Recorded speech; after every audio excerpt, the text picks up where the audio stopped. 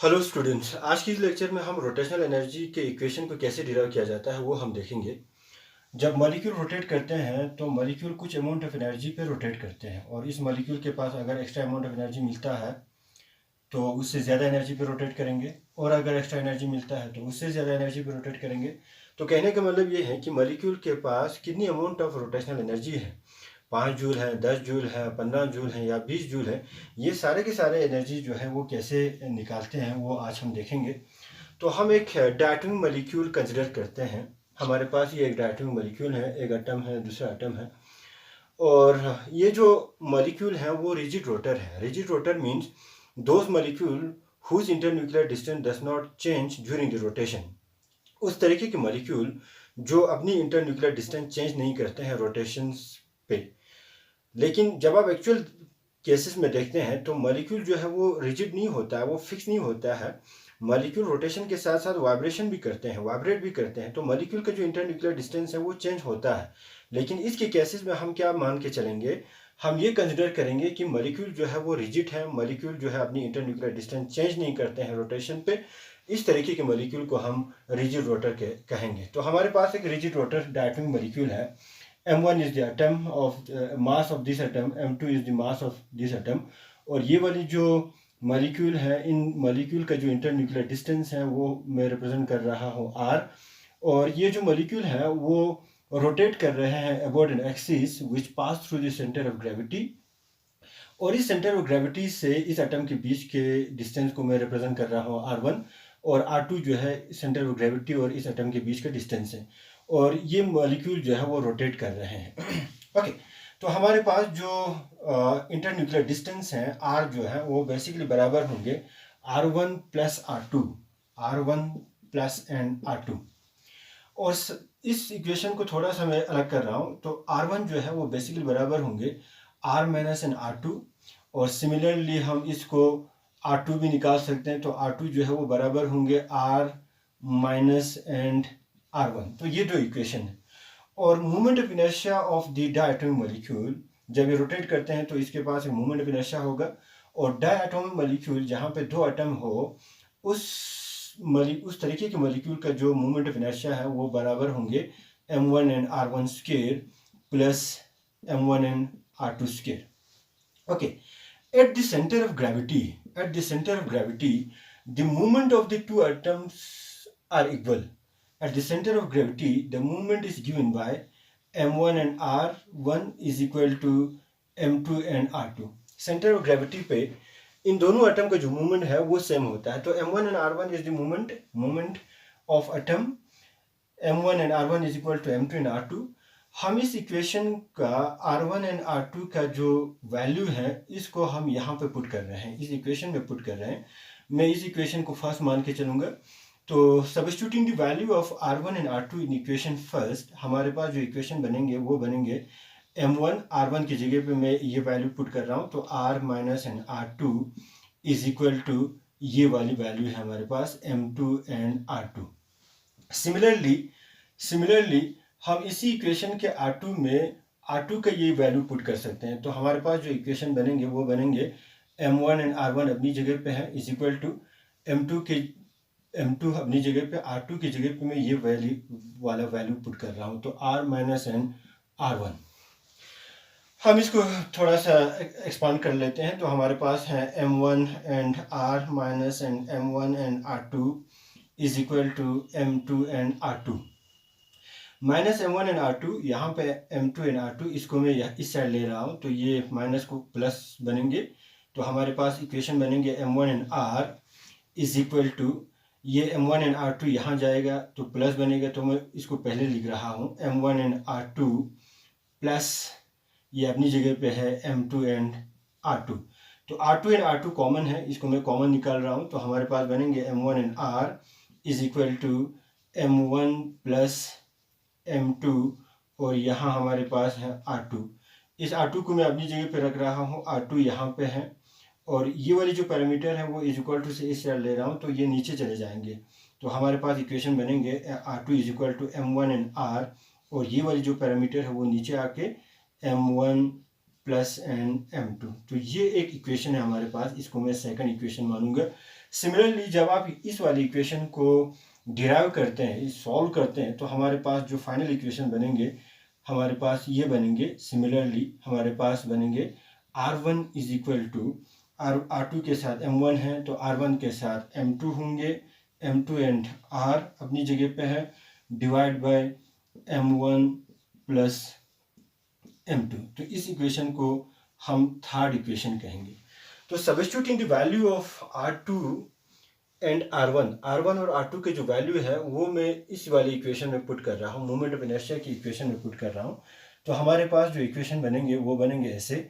Moment of inertia I is equal to M1 अपनी जगह पे है, R1 की जगह पे ये वैल्यू पुट कर रहा हूँ, तो R1 स्क्वायर है तो हमारे पास बनेंगे M2 square and R square divide bye M1 plus and M2 का स्क्वायर एंड प्लस M1 अपनी जगह पे, R2 की जगह पे ये वाली वैल्यू पुट कर सकते हैं, तो R2 स्क्वायर है तो हमारे पास बनेंगे M1 सॉरी यहाँ पे M2 है तो ये M2 and M1 square and R square divide bye M1 plus M2 का होल स्क्वायर, ये इक्वेशन है। तो यहाँ पे जो नीचे हैं दोनों जो पैरामीटर है वो सेम है, इसको मैं कॉमन निकाल रहा हूँ, तो हमारे पास बनेंगे M1 प्लस M2 का होल स्क्वायर और ये सारे के सारे ऐसे ही रहेंगे। तो I is equal to moment of inertia is equal to M1 and M2 का square and R square plus M1 and M1 का square and M2 and R square. तो यहाँ पे M1 है, यहाँ पे भी M1 है, M2 है, यहाँ पे M2 है, R है, तो इनको मैं कॉमन निकाल रहा हूँ, तो हमारे पास बनेंगे I is equal to moment of inertia is equal to M1 में निकाल रहा हूँ, M2 निकाल रहा हूँ, तो यहाँ पे रहा, यहाँ M2 एक रहा, यहाँ M1 एक रहा, तो मैं M1 को पहले लिख रहा हूँ M1 प्लस एंड M2 और R स्क्वायर को मैं बाहर निकाल रहा हूँ, डिवाइड बाय हमारे पास है M1 प्लस एंड M2 का होल स्क्वायर। तो ये M1 प्लस M2 और ये एक M1 प्लस M2 कट होंगे, हमारे पास जो मोमेंट ऑफ इनर्शिया के जो इक्वेशन बनेंगे वो बनेंगे M1 and M2 divide by M1 plus M2 और यहाँ पे R स्क्वायर है।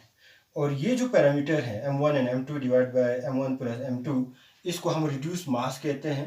तो इस रिड्यूस मास की जगह पे आप एक पैरामीटर में यूज़ कर रहा हूँ, तो इसके जगह पे मैं एक पैरामीटर यूज़ कर रहा हूँ mu and R square, where mu is the reduced mass. तो ये हमारे पास मोमेंट ऑफ इनर्शिया के वैल्यू आ गए। हम जब मॉलिक्यूल रोटेट करते हैं तो मॉलिक्यूल के पास एक एंगुलर मोमेंटम होता है और जिसे हम रोटेशनल मोमेंटम भी कहते हैं। और क्लासिकली जो रोटेशनल मोमेंटम है, एंगुलर मोमेंटम है, वो बराबर होता है I into omega, where I is the moment of inertia and omega is the angular velocity।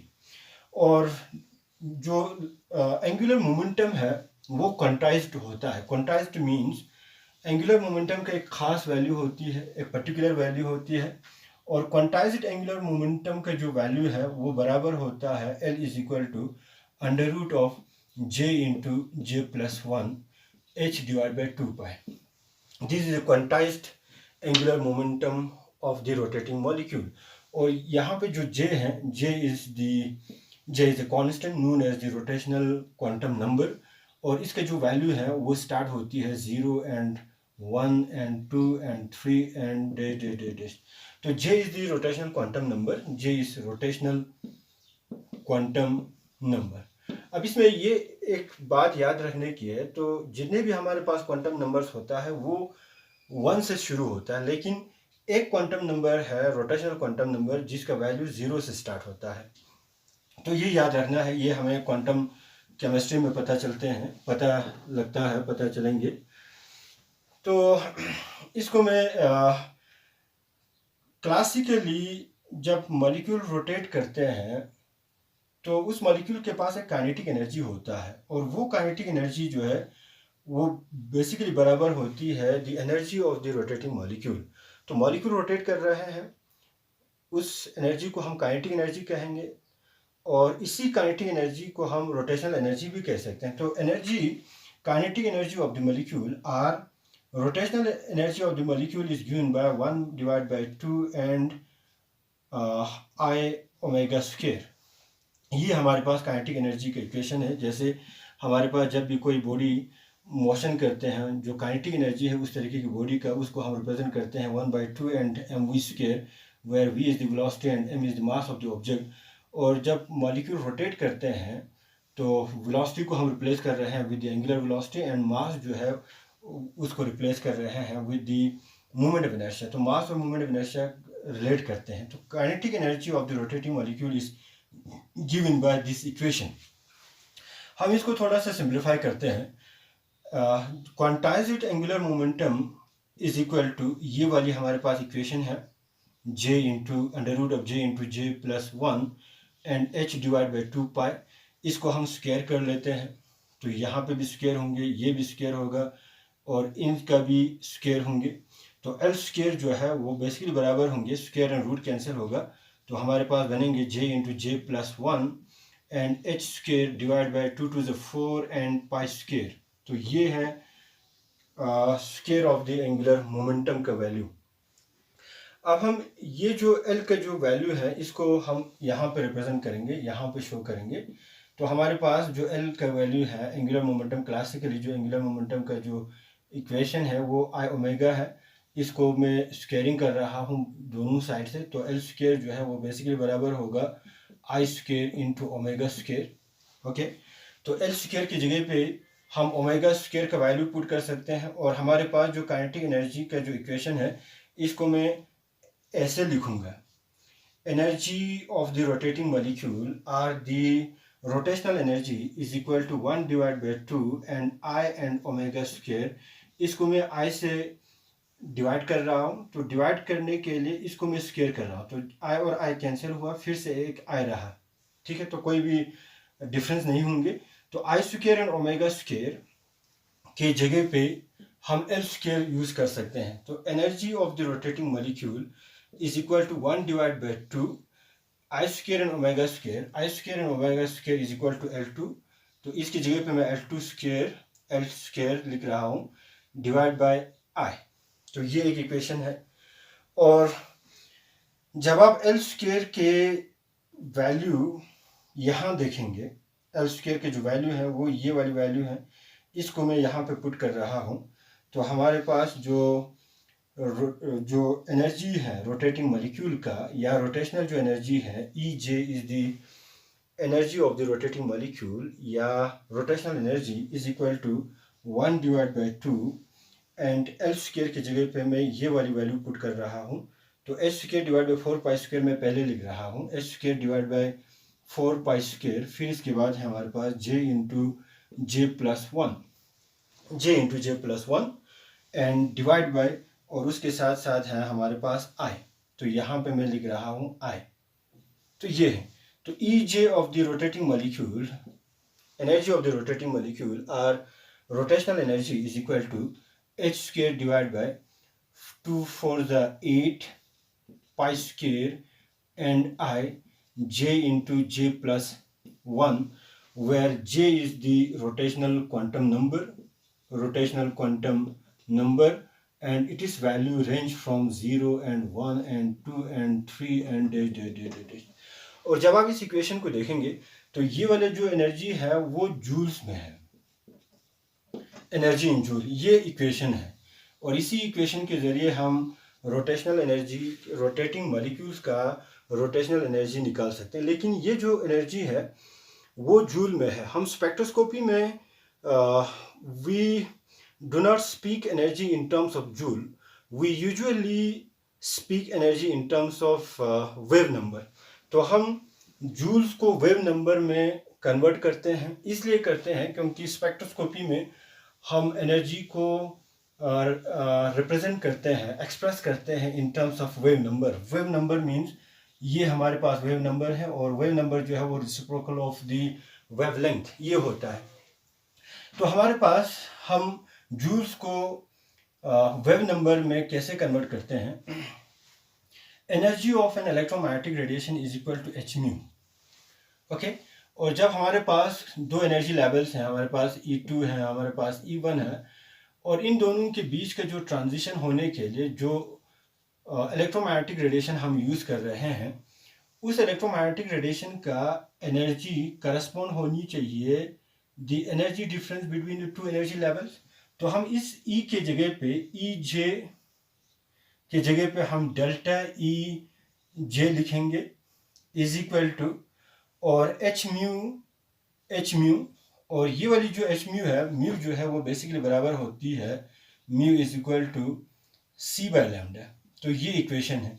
अब एच म्यू की जगह पे हम म्यू की जगह पे हम सी बाय लैम्डा लिख सकते हैं। तो हमारे पास है delta EJ, energy difference between two energy level, or energy of the electromagnetic radiation is equal to H into C by lambda. इसको थोड़ी सी सिंप्लीफाई कर लीजिएगा। Delta EJ energy is equal to HC को अपनी जगह पे रख रहा हूँ एंड 1 लैम्डा जो है अलग ले रहा हूँ। तो HC जो है मैं यहाँ ले रहा हूँ। तो हमारे पास बनेंगे delta E and J divide by HC is equal to 1 divide by lambda, and 1 divide by lambda is the wave number. तो हम जूल्स को कैसे कन्वर्ट करते हैं वेव नंबर में? हम एनर्जी को डिवाइड करते हैं, एनर्जी को हम डिवाइड करते हैं with the parameter at H and C, और जो इक्वेशन हमारे पास बनेंगे, जो एनर्जी हमारे पास होंगे, वो एनर्जी इन वेव नंबर में होंगे। तो हमारे पास है energy of the rotating molecule is equal to energy of the rotating molecule in wave number is equal to, ये हमारे पास है इसके बराबर। तो हम लिखेंगे h square divide by 8 pi square and I J into J plus 1, okay, and divide by हमारे पास है HC डिवाइड बाय HC। तो ये एक H और ये एक H कैंसिल हुआ। Energy of the rotating molecule in wave number is equal to H divide by 8 pi square and I and C J into J plus 1। और ये वाली जो एनर्जी है वो अप वेव नंबर में आ गया। इसको हम रिप्रेजेंट करते हैं सेंटीमीटर इनवर्स में। तो जनरली स्पेक्ट्रोस्कोपी में जो एनर्जी है वो हम एक्सप्रेस करते हैं in terms of wave number, और जूल से वेव नंबर में कैसे कन्वर्ट करते हैं? हम इस तरीके से कन्वर्ट करते हैं कि जूल्स का जो एनर्जी है उसको हम डिवाइड करते हैं विद द पैरामीटर HC, और रिजल्टेंट जो एनर्जी हमें मिलेंगे वो एनर्जी हमें वेव नंबर में मिलेंगे। ओके, तो ये हमारे पास इक्वेशन है। जब आप इस इक्वेशन को देखेंगे तो हमारे पास इक्वेशन है। Energy of the rotating molecule in wave number is equal to H divide by 8 pi square and IC J into J plus 1, और एनर्जी है एक्सप्रेस कर रहे हैं in terms of centimetre inverse. अब जूल्स एंड सेंटीमीटर इनवर्स में कोई भी डिफरेंस नहीं है। ये जूल्स यूनिट में एक्सप्रेस कर रहे हैं, ये सेंटीमीटर इनवर्स में एक्सप्रेस कर रहे हैं, बाकी जो एनर्जी है वो सेम। तो energy in terms of wave number rotating molecule का, H is the plank constant, 8 भी कांस्टेंट है, पाई भी कांस्टेंट है, I जो है मोमेंट ऑफ इनर्शिया, एक ही मॉलिक्यूल का जो मोमेंट ऑफ इनर्शिया है वो सेम रहेगा, and C is the velocity of light. तो ये सारे के सारे जो पैरामीटर है वो कांस्टेंट है, और इस सारे के सारे पैरामीटर की जगह पे हम एक कांस्टेंट टर्म यूज कर रहे हैं B, और इसी B को हम कहते हैं rotational constant, where B is a constant known as rotational constant. और ये जो रोटेशनल कांस्टेंट है वो बराबर होगा H divide by 8 pi square and IC।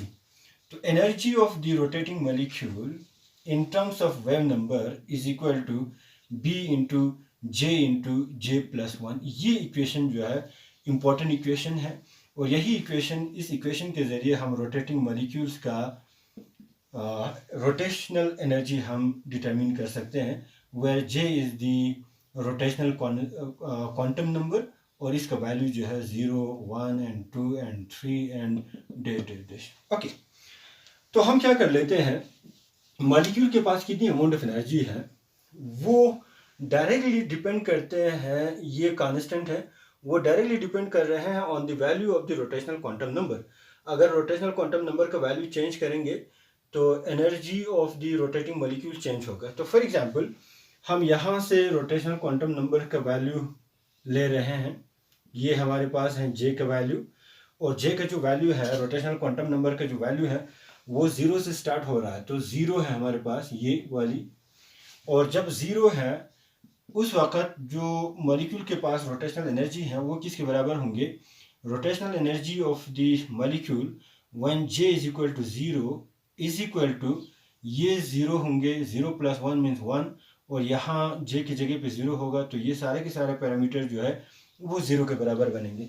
तो corresponding to the quantum number J zero we have zero rotational energy. और same उसी तरह अगर हम energy of the molecule corresponding to the rotational quantum number one, वो बराबर होंगे, जे की जगह पे आप हम वन डालेंगे, तो ये हमारे पास है वन, जे का वैल्यू वन है, ये हमारे पास जे का वैल्यू टू है, ये हमारे पास रोटेशनल क्वांटम नंबर थ्री है, ये हमारे पास रोटेशनल क्वांटम नंबर फोर है, एंड सो ऑन। इसी तरीके से हम बहुत सारे रोटेशनल क्वांटम नंबर का वैल्यू पुट कर सकते हैं। तो J is equal to one, quantum number one का वैल्यू जब आप पुट करेंगे तो यहाँ पे भी वन आएगा, यहाँ पे वन आएगा, one and one means one plus one means two, two is two one means two, two and B means two B.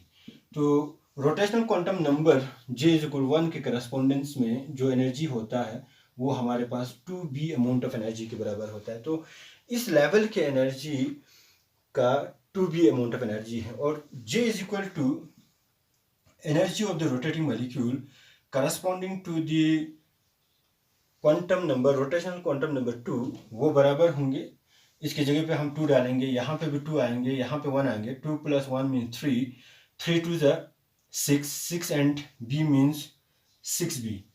तो quantum number, rotational quantum number two के करस्पॉन्डिंग में जो एनर्जी आता है वो आता है हमारे पास सिक्स बी। सेम उसी तरह energy of the rotating molecule corresponding to the rotational quantum number third rotational energy level, उस यहाँ पे हम थ्री लिखेंगे, यहाँ पे थ्री लिखेंगे, three plus one means four, four three ज़ ट्वेल्व, ट्वेल्व एंड बी। तो थर्ड रोटेशनल क्वांटम के करस्पॉन्डिंग में हमारे पास जो रोटेशनल एनर्जी है वो एनर्जी है ट्वेल्व एंड बी। सेम उसी तरह आप जितने भी रोटेशनल एनर्जी लेवल्स हैं उन सारे के सारे रोटेशनल एनर्जी लेवल्स का हम रोटेशनल एनर्जी जो है निकाल सकते हैं। तो rotating molecule corresponding to the rotational quantum number four is equal to किसके बराबर होंगे, यहाँ पे भी फोर डालेंगे, यहाँ पे भी फोर आएंगे, तो four plus one means five, five four ज़ twenty, twenty and B means twenty B. तो यहाँ पे हमारे पास इस वाले लेवल का 20 अमाउंट ऑफ एनर्जी होंगे। तो ये हमारे पास डिफरेंट लेवल्स बनी, डिफरेंट रोटेशनल एनर्जी बनी। ये है हमारे पास ग्राउंड लेवल जिसका एनर्जी ज़ीरो है, फिर फर्स्ट लेवल का energy two B, six B, twelve B and twenty B. अगर आपके मॉलिक्यूल इस लेवल पर रोटेट कर रहे हैं तो उस मॉलिक्यूल के पास 20 बी अमाउंट ऑफ एनर्जी होंगे, और अगर इस लेवल पे रोटेट कर रहे हैं तो इसके पास 6 B amount of rotational energy levels होंगे। तो इस तरीके से हम जितने भी मॉलिक्यूल्स के पास रोटेशनल एनर्जीज हैं या मॉलिक्यूल किस वाले रोटेशनल एनर्जी लेवल्स पे हैं और उस लेवल पे मॉलिक्यूल के पास कितनी अमाउंट ऑफ एनर्जी होंगे, हम इस इक्वेशन के ज़रिए इजीली डिटरमिन कर सकते हैं। ओके, जब हम यहाँ देखेंगे तो मॉलिक्यूल के पास कुछ खास अमाउंट ऑफ एनर्जी है। मॉलिक्यूल के पास वन भी अमाउंट ऑफ एनर्जी नहीं होंगे, three, four and five amount of energy नहीं होंगे, सेवन, एट, नाइन, टेन इसी तरीके के अमाउंट ऑफ एनर्जी नहीं होंगे। तो इस तरीके के एनर्जी जो मॉलिक्यूल के पास फिक्स हैं, कुछ खास अमाउंट ऑफ एनर्जी है, सारे के सारे एनर्जी के वैल्यू मॉलिक्यूल के पास नहीं होंगे, इसी को हम क्वांटाइजेशन ऑफ एनर्जी कहते हैं, इसी को हम क्वांटाइजेशन ऑफ रोटेशनल एनर्जी कहते हैं। तो रोटेशनल एनर्जी जो है रोटेटिंग मॉलिक्यूल्स का एक क्वांटाइज होती है। मॉलिक्यूल जो है कुछ खास वैल्यू ही एनर्जी रखते हैं, इस तरीके के एनर्जी को हम क्वांटाइजेशन ऑफ रोटेशनल एनर्जी कहते हैं।